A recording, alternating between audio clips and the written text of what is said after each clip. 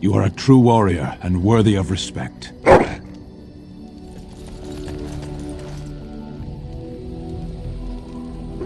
Why are we stopping?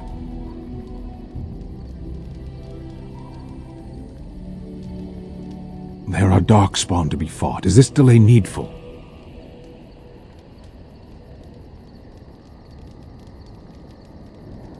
I am Kunari. I have given my word to aid you. We are not people of idle promises.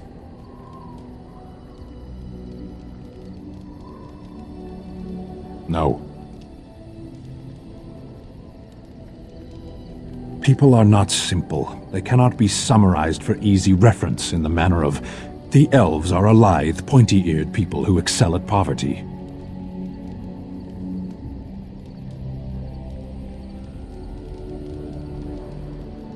Many humans have said that to me. I do not understand it. If I were indeed hostile, you would be bleeding.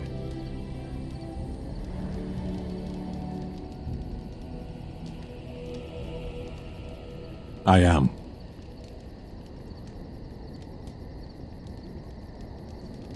The Antam are the eyes, hands, and mouth of the Kunari. We are how my people know the world.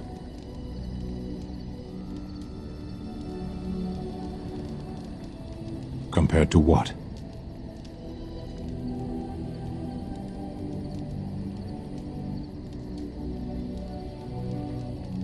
What does anyone truly know of the world? The world changes, we change. The Antam observe what we can, just as you do. There is no point to this. We are keeping the Darkspawn waiting.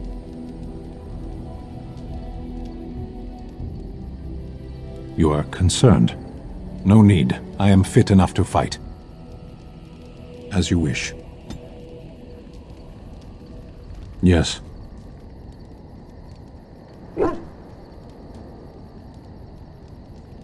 Speak, then. Then I suggest we move on.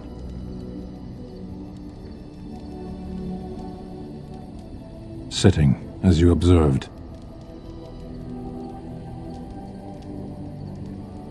No, it's a choice, not a necessity.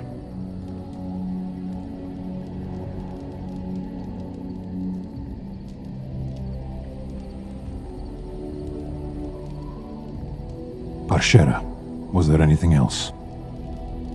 I am hardly surprised. To answer a question. The Arishok asked what is the Blight. By his curiosity, I am now here. The one who commands the Antam, the body of the Kunari.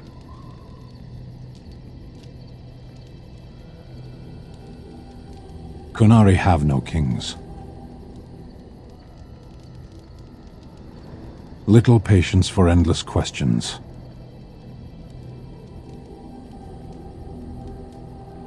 A portion of it. Were you not at Ostagar when the army was overwhelmed? That is your answer.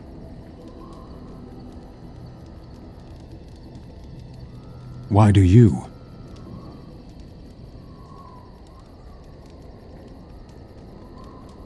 So if this blight were in Orlais, it could consume the land with impunity. Don't strain yourself pondering that. I do not know why the Arishok sent us. He commands and I go. Yes.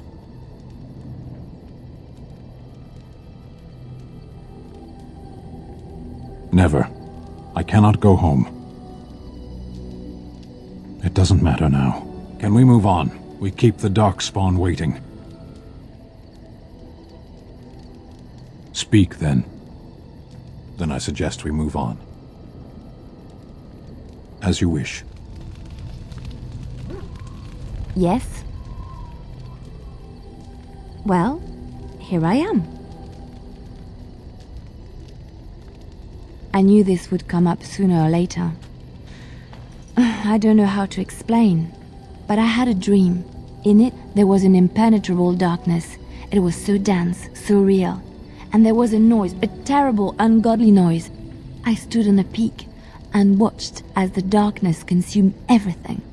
And when the storm swallowed the last of the sun's light, I fell.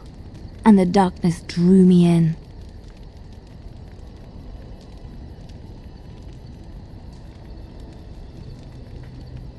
When I woke, I went to the Chantry's gardens, as I always do. But that day, the rosebush in the corner had flowered. Everyone knew that bush was dead. It was grey and twisted and gnarled, the ugliest thing you ever saw. But there it was, a single beautiful rose. It was as though the Maker stretched out his hand to say, even in the midst of this darkness, there is hope and beauty. Have faith.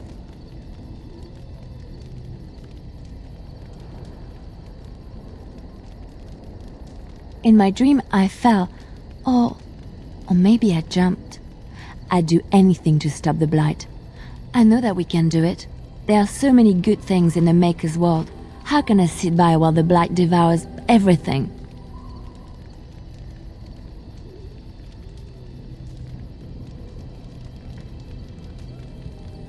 He's still here. I hear him in the wind and the waves. I feel him in the sunlight that warms my skin. I know what the Chantry says about the Maker, and what should I believe? What I feel in my heart, or what others tell me?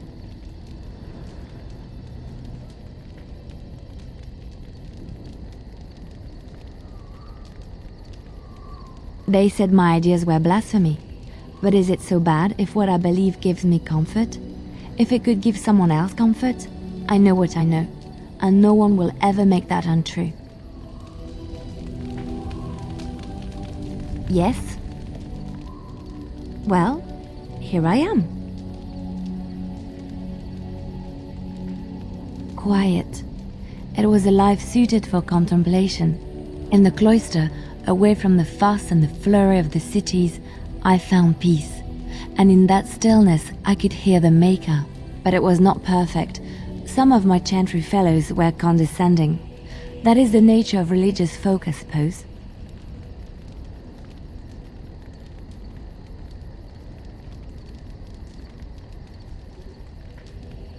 When I talked about my beliefs, that the Maker reveals himself in the beauty of his world, they treated me with disdain.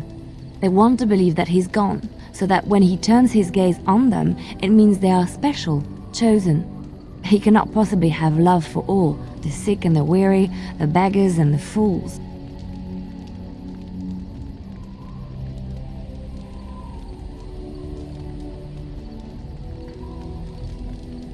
What can I say to them? What they believe is what the Chantry says, and the Chantry is infallible, yes? Maybe I am wrong. But it is the Maker's place to decide if I am worthy, not men, not the Chantry. But there is work to be done, and I have talked enough for now. Yes? Well, here I am. What is meant by someone like me?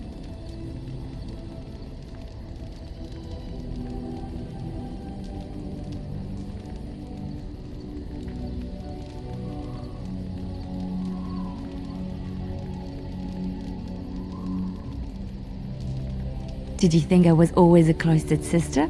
The Chantry provides succor and safe harbor to all who seek it. I chose to stay and become affirmed. We affirm our belief in the Maker, in Andraste and the chant, but other than that, there are no vows taken.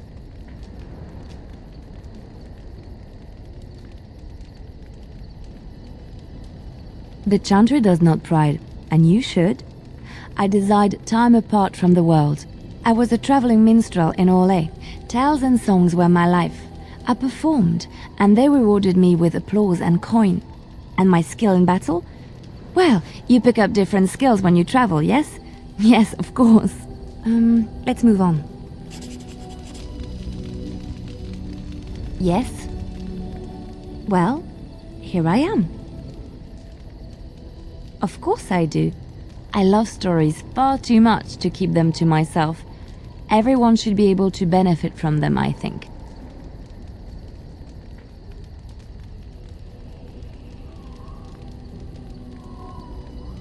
I know one, told to me by my mother a long time ago. It always chilled me to the bone. Maybe you have heard of Flemeth?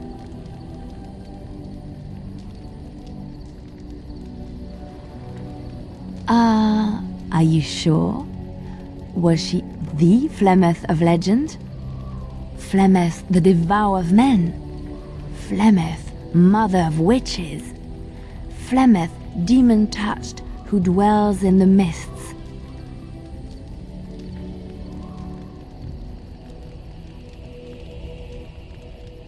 Well, if Flemeth really exists, she would be very, very old indeed.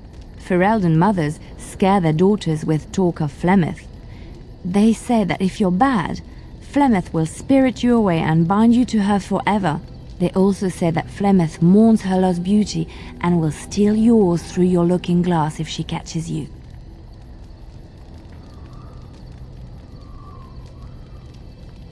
Flemeth's beauty was known throughout the land. She had hair like unto a moonless night, skin as pale as winter's first snow, and eyes as beautiful and perilous as the sea. When she came of age, she came to the attention of the Lord of Highever, Conobar, and he took her for his wife. Conobar soon learned that his young bride had the gift of magic. He kept this a secret, for he feared that she would be taken from him. Flemeth stayed with Conobar for some years, and with his blessing, she practiced her art. And then one day, a young poet named Osen came to the castle. Flemeth was captivated by Osen's voice, and he by her beauty, and they fell in love.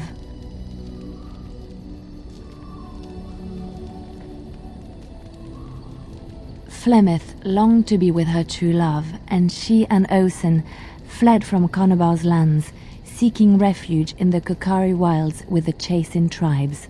They lived there happily for many a year, till the day Flemeth received news that Conobar was dying and longed to see her face one last time. Flemeth's heart swelled with pity for the man who once was her husband, and begged Osen to return to Conobar's side with her. But when Flemeth and Osen entered Highever, they were captured by Conobar's men, and Osen was slain in front of Flemeth's eyes. Flemeth was imprisoned in the highest tower of the castle, there to await Conobar's judgment on her. Distraught at the loss of her love, Flemeth plotted revenge against her husband. She summoned a fey demon, intending for it to wreak vengeance on Conobar. But a spell went awry. The demon possessed Flemeth. Turning her into an abomination, the halls of the castle ran red with blood as Flemeth slaughtered Conobar and all his men. The last of Flemeth's humanity melted away, and at dawn, she stole back to the wilds to plot and scheme for 100 years. They say she took to her side many Chasing men, and with their help, begat her daughter witches, who even now prowl the dark places of the Kokari wilds.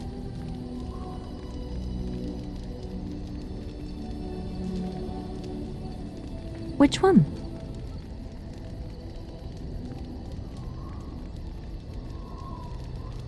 Andraste was the Maker's chosen.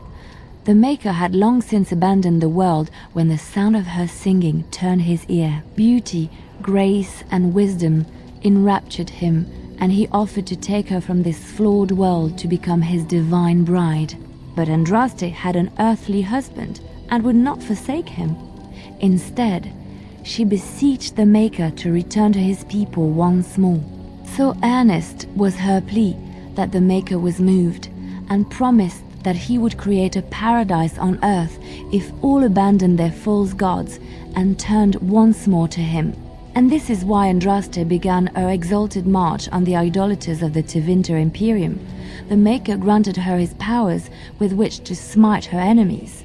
Andraste brought the Imperium to its knees, and her victories converted many to the worship of the Maker. Alas, it was the frailties of men that betrayed and killed Andraste. Her earthly husband, Maferath, a chieftain of the Alamari tribes himself, grew jealous as his wife's popularity and influence overshadowed his own. She was also revered as the Maker's betrothed, and Maferath began to see their own bond waning in significance as Andraste became ever more devoted to the Maker.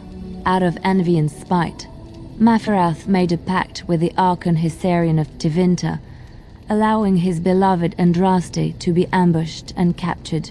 Andraste was burnt at the stake in Minrathous, the capital of Tevinter.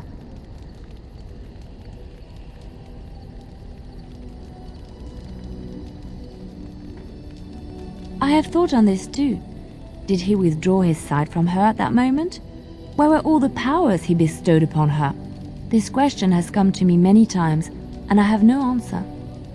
Perhaps there was no way for Andraste to return to the Maker but through her death.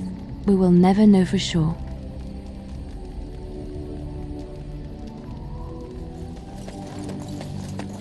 Ah, it's good to see you, my timely rescuer. Bodahn Sandal at your service once again. I saw your camp and remember the kind offer that you made the last time we met. And is there anywhere safer for a poor merchant and his son to sleep? I think not. I'm perfectly willing to offer you a fine discount for the inconvenience of our presence. How does that sound? Good? Yes?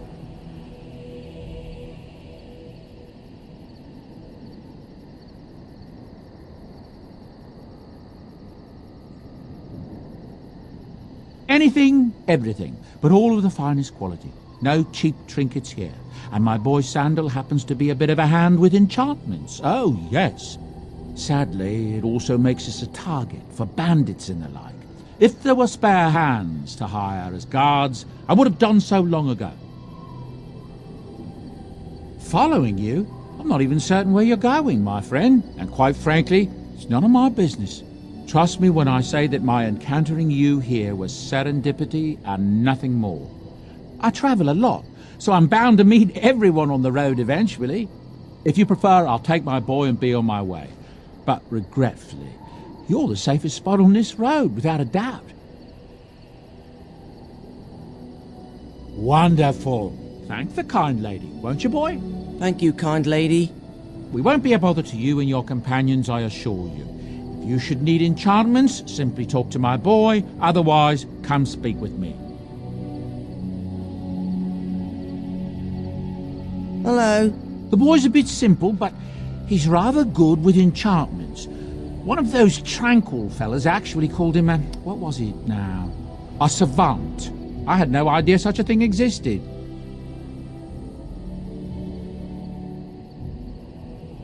He can fold lyrium into almost any weapon or piece of armor, though naturally some of the more extravagant materials will take more lyrium than others. It's a process that some of the master smiths back in Orzammar will perform, but my boy here is just as adept at it. Isn't that right, boy? Enchantment! And there you have it. You and your friends are formidable folk, indeed. It's good to have you along on the road. Well, if you're really interested, I suppose it wouldn't hurt to tell you. I am originally from Orzammar, the famed dwarven city that lies beneath the stately Frostback Mountains. I was a merchant there, too. Merchant caste. These things are in the blood, you know. You can't just leave them behind. I ran a fairly successful business. Rare artifacts, you know. Old things, grand things. The nobles loved them. Reminded them of the lost glory days, I suppose.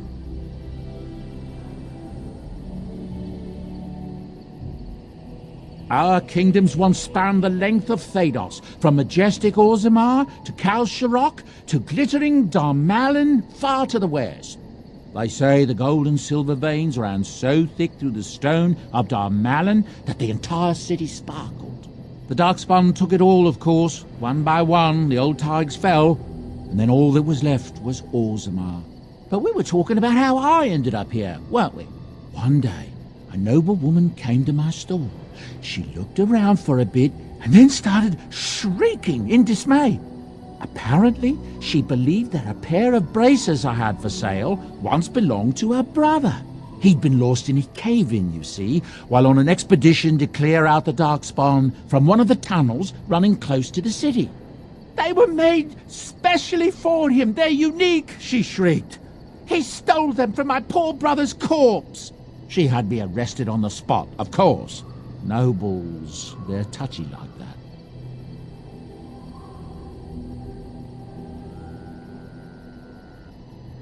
Well, I didn't steal them. You see, I'd been paying these castless thugs to venture out into the deep roads for me. The lost tides. They're full of things that people left behind. Sometimes you can find a treasure. Something worth a little gold.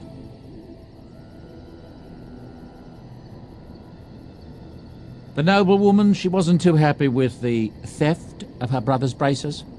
I don't know what they planned for me, and I didn't want to find out.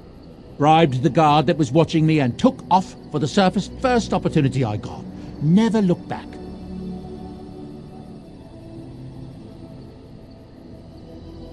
Yes, here I am. Now, is there anything the boy or I can get you?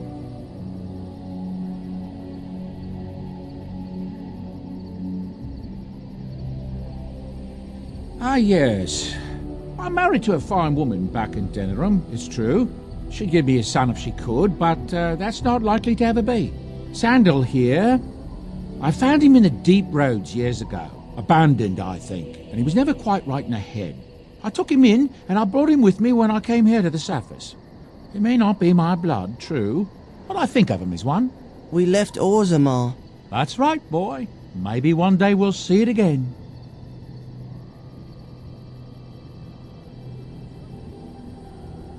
It's not as if I don't benefit, mind you. Turns out the boy's a natural working with enchantments. He might have even been lyrium-addled. I never thought of that before, to be honest. Happens sometimes. He can work an enchantment into just about anything, however, given some time. Could probably open his own shop, if he knew how. Enchantment. Well, he does seem to enjoy it, at least. Look, we don't rob people, all right? We don't take things from people that need them. The things in the lost tides, what good did they do lying there? I brought them back to Orzammar, where people could look at them and remember. It's not all that different up here. There are places long abandoned by the humans everywhere. Even more now with the Darkspawn coming.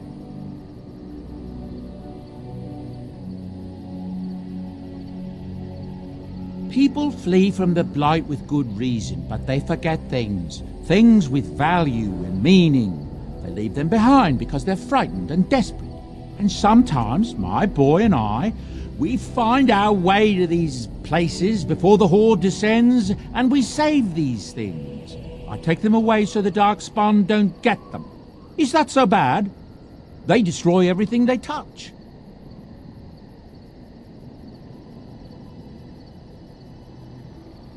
That's what I tell myself, too.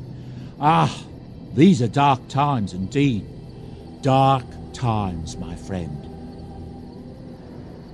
Of course. Good fortune to you and yours. Goodbye.